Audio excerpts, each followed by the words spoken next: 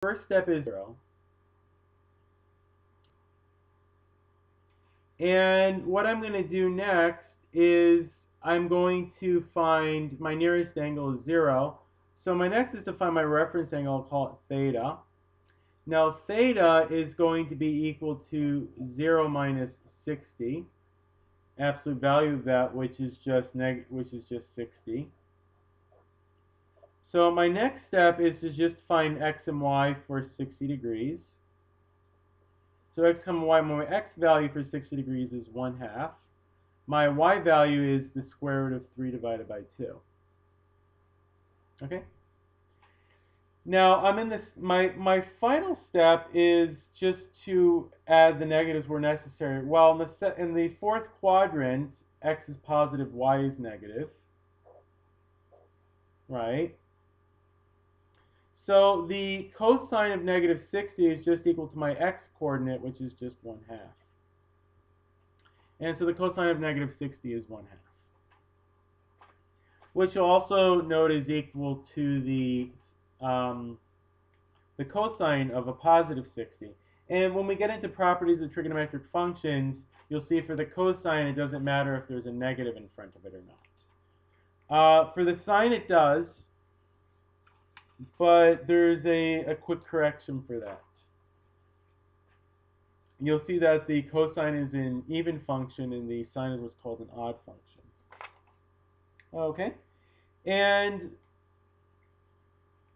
now for what do we do if, say, the radius of the circle is not equal to 1? Well, we can do something similar.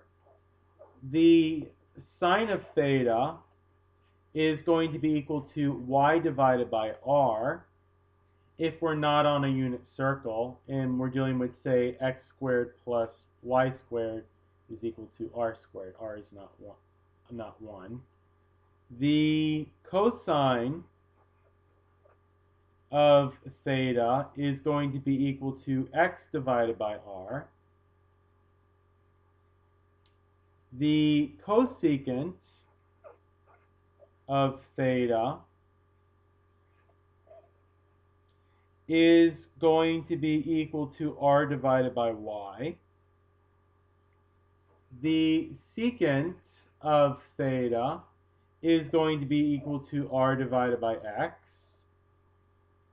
And the tangent of theta is the same as before, y divided by x.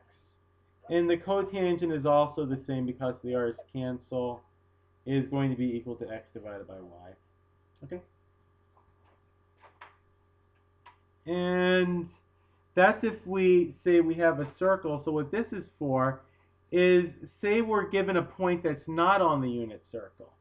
Suppose we're given, we have a circle here, and we're given some theta, and say r is equal to 5, say, so r squared is 25.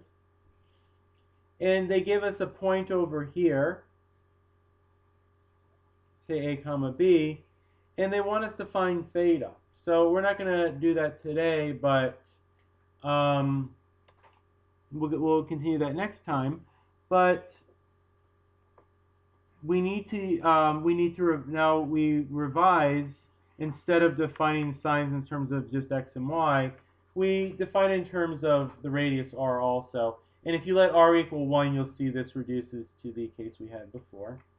Okay, so that's all I have, and I hope that was helpful, and I will see you next time. Thank you.